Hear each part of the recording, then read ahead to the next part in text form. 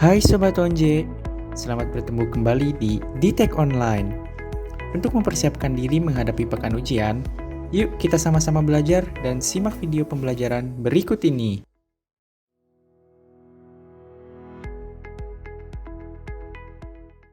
Halo teman-teman. Sebelumnya kenalin, nama gue Eliezer Casaldo atau biasa dipanggil Eliezer. Gue dari Teknik Industri angkatan 2020 kelas C.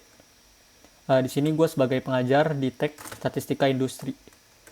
Oke, kita langsung masuk aja ke soal pertama untuk Statistical Inference for two samples.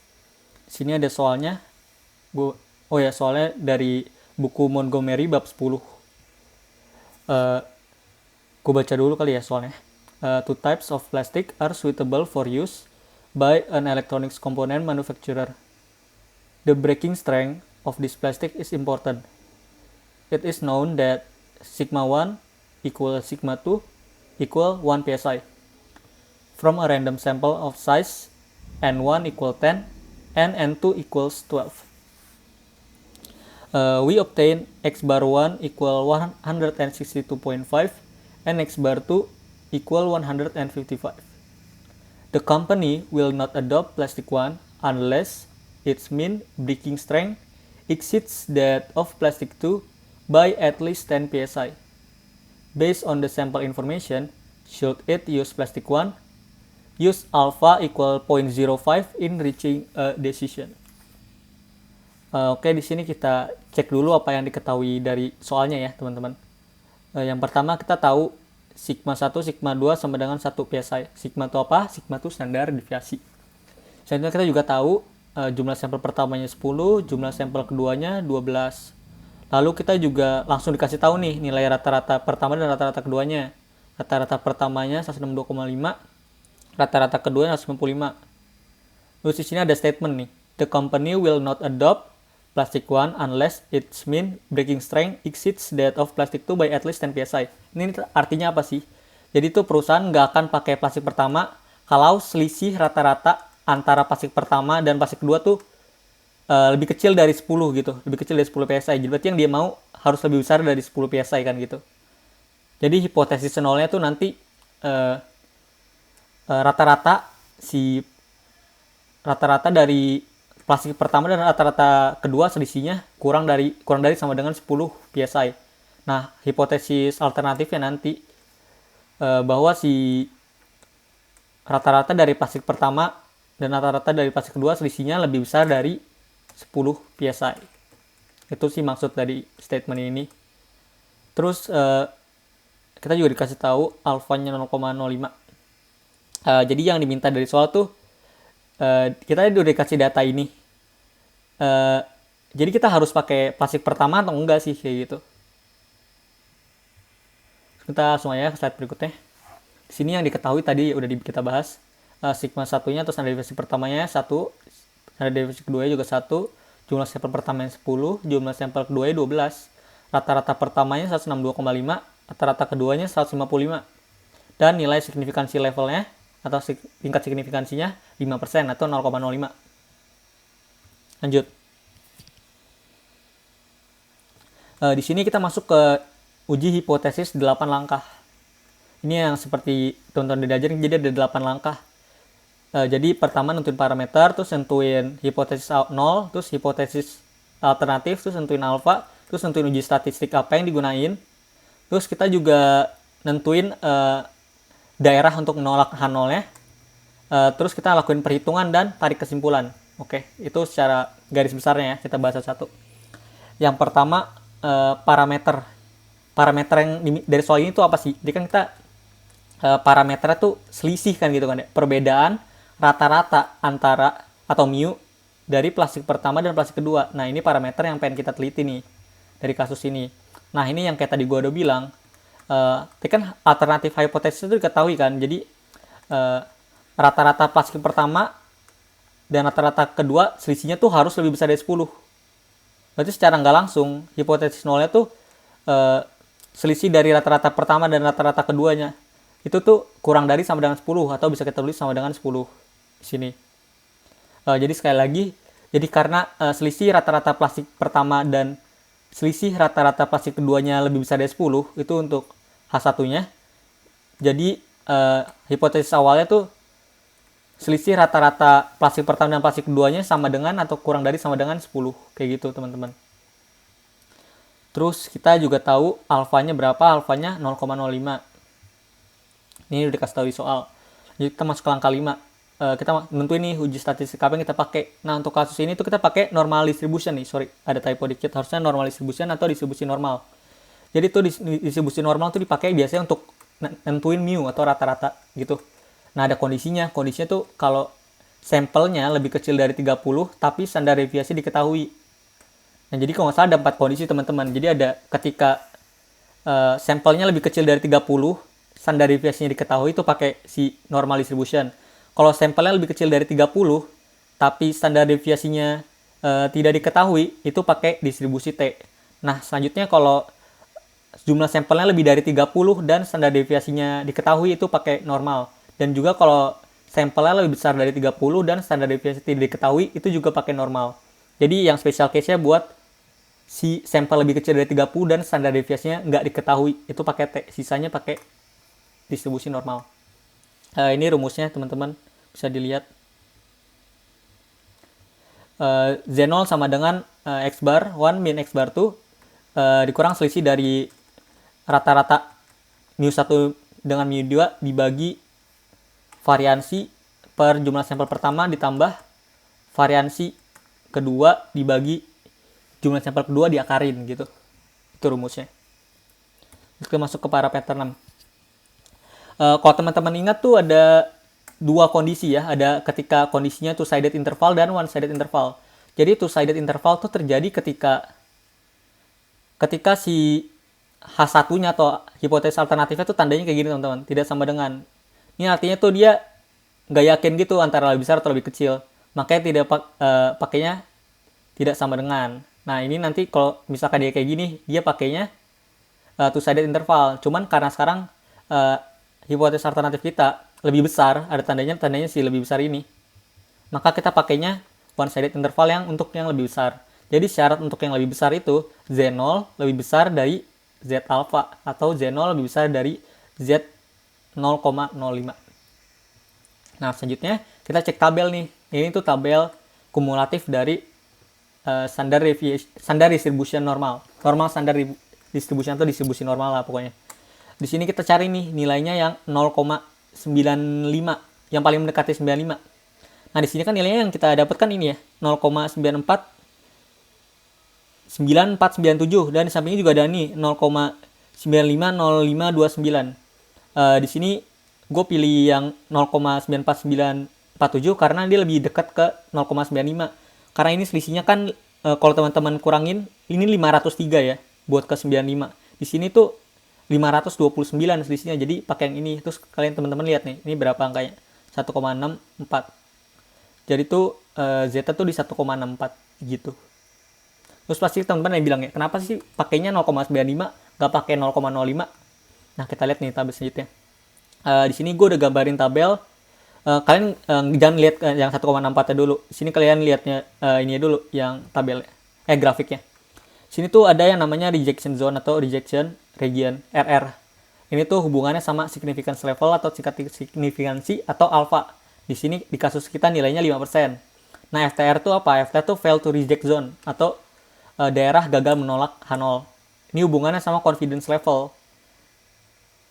Nilainya tuh 95%. Gimana sih cara taunya? Jadi kalau kalian tahu confidence level, cara nyari alfanya tinggal 100% dikurang confidence levelnya, jadi dapat 5%. Dan begitu pun sebaliknya, kalau kita pengen nyari si CL-nya, confidence levelnya, tinggal 100% dikurang 5%, jadi dapat 95%. Nah, di sini kan nih, kalau teman-teman lihat kan nih, di sini kan 5% ya, yang kata dari garis merah sini ke kanan, itu tuh 5%. Di sini nanti ada nilai kritis lah pokoknya. Ya, nilainya 1,64, cuman nanti kita cari. Di sini ada nilai kritis. Jadi ini ke kanan pokoknya 5%. Karena ini tabel kumulatif, yang normal distribution tadi, yang ini, jadi itu teman-teman bisa lihat nih di sini dari ujung sini sampai titik-titik ini, titik perbatasan tuh berapa? Karena total dari grafik ini kan totalnya tuh 100% kan, atau kalau peluang tuh kalau teman-teman ingat kan maksimal tuh 1 ya. Jadi kalian bisa kurangin. Jadi 1 kurang 0,05 dapatnya 0,95. Nah, daerah dari sini nih, dari sini sampai sini, daerahnya tuh Z 0,95.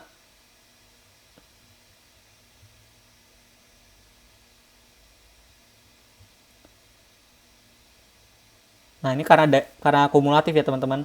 Nah, sisanya 0,05 segini. Yang ini Z 0,05, yang 5%. Nah, kalau ditotal kan 1 kan gitu kan, 100% gitu kan. Nah, makanya kalau teman-teman punyanya tabel positif, tabel Z positif, nanti kalau dikasih tahu nilai alfanya dikurangin dulu. Misalkan 5%, berarti 100% dikurang 5%. Jadi kumulatifnya tuh yang teman-teman cari di sini 0,95. Tapi kalau teman-teman punya tabel negatif, teman-teman langsung bisa pakai carinya yang Z alfanya langsung atau 0,05-nya. Nanti hasilnya juga sama, minus 1,64 gitu. Cuman kan karena ini simetris ya, jadi angkanya sama. Kalau ini 1,64, nanti di kiri juga 1,64 gitu. Ini khusus buat yang two-sided interval.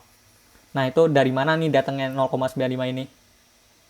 Jadi ini udah dapat ya 1,64. Itu teman-teman lihat nih.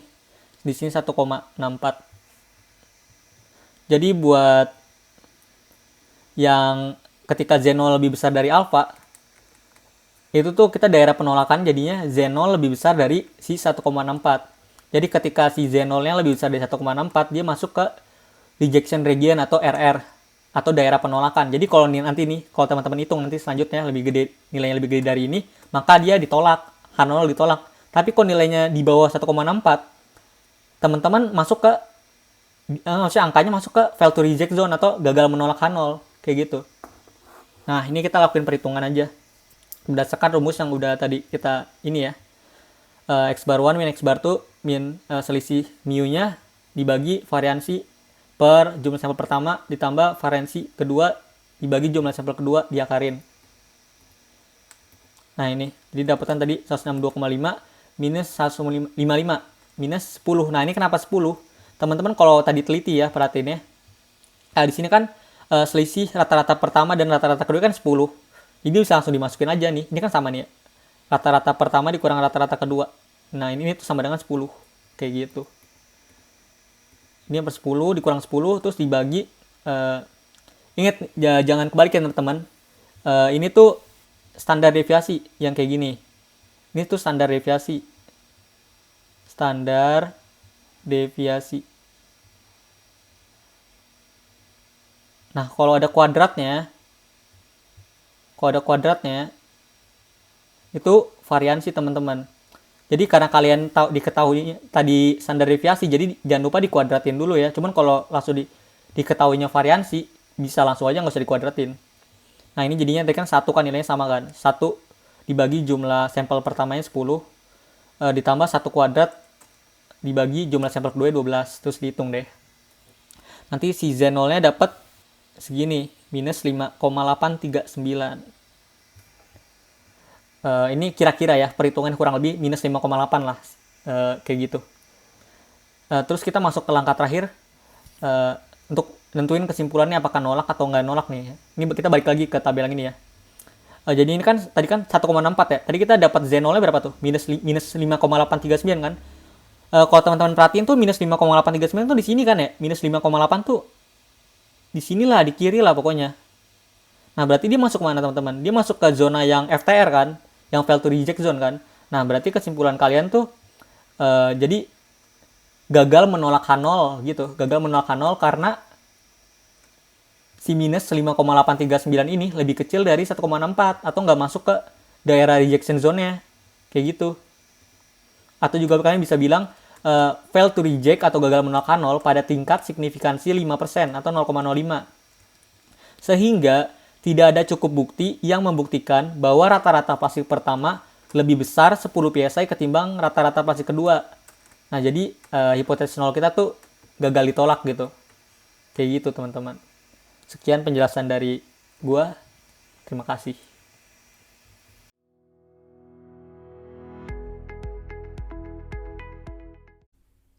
Oke, selanjutnya kita lihat soal nomor 2 mengenai sampling distribution. Jadi ada sebuah perusahaan manufaktur karpet yang menggunakan fiber sintetik yang mempunyai rata-rata tensile strength 75,5 PSI dan standar deviasi sebesar 3,5 PSI. Nah, kita definisikan dahulu diketahuinya, yaitu X sebagai tensile strength dari fiber sintetik dalam PSI, di mana X-nya memiliki distribusi normal seperti yang disebutkan di soal, dengan rata-rata 75,5 dan variansi 3,5 kuadrat. Kemudian diambil sampel acak ukuran 6, jadi N-nya sama dengan 6. Yang ditanya adalah berapakah probabilitas sampel ini mempunyai rata-rata tensile strength yang lebih kecil dari 75,75 PSI. Perhatikan rata-rata di sini adalah probabilitas dari X bar. Selanjutnya, kita tulis terlebih dahulu P X bar lebih kecil dari 75,75 seperti yang sudah diketahui. Selanjutnya adalah kita gunakan rumus yaitu P set lebih kecil dari X bar min mu per sigma per akar N. Tinggal dimasukkan X barnya yaitu 75,75 dikurang mu-nya 75,5 per sigma-nya 3,5 per akar N yaitu akar 6. Sehingga didapatkan 0,25 per 1,43 yang sama dengan 0,175. Selanjutnya adalah dicari berapakah probabilitas set yang lebih kecil dari 0,175, yaitu 0,56946. Nah, hasil ini bisa dicari melalui tabel standar normal.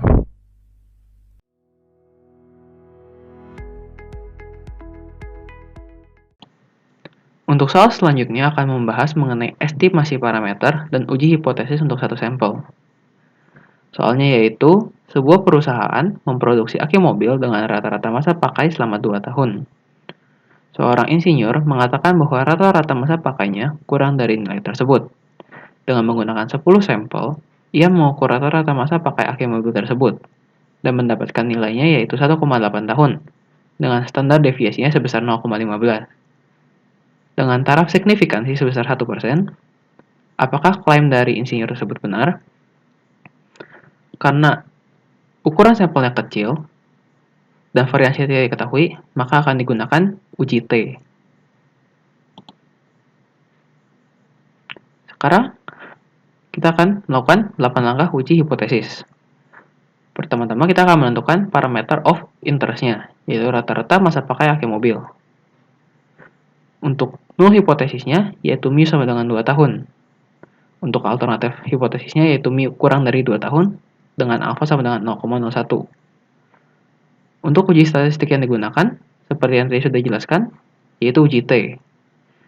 Rumus T0 yaitu X bar min mu per S dibagi dengan akar N.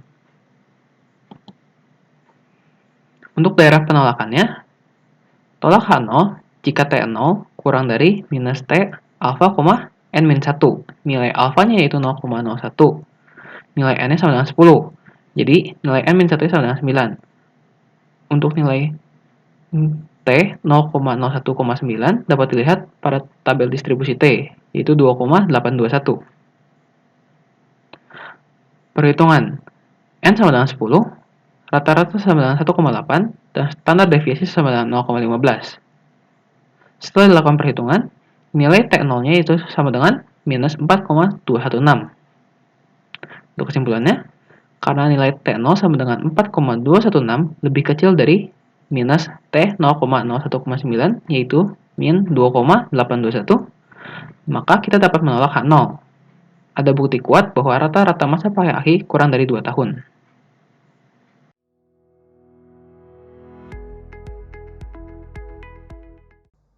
Oke, kita lanjutkan ke pembahasan soal terakhir, yaitu soal mengenai statistical inference for two samples atau untuk dua populasi. Aku bacakan dulu soalnya. Yang pertama, a study was performed to determine whether men and women differ in their repeatability in assembling components on printed circuit boards. Random samples of 25 men and 25 women were selected, and each subject assembled the units. The two samples that had deviations of assembly time were as men 0.98 minutes and as women 1.02 minutes. Question A. Is there evidence to support the claim that men and women differ in the repeatability for this assembly task? Use alpha 0.02. Question B. Find 98% confidence interval on the ratio of the two variances. Oke. Nah, jadi di sini kita mendapatkan beberapa diketahui yang penting. Yang pertama yaitu random sample dari 25 pria. Yang ini berarti adalah N-nya, jumlah N-nya.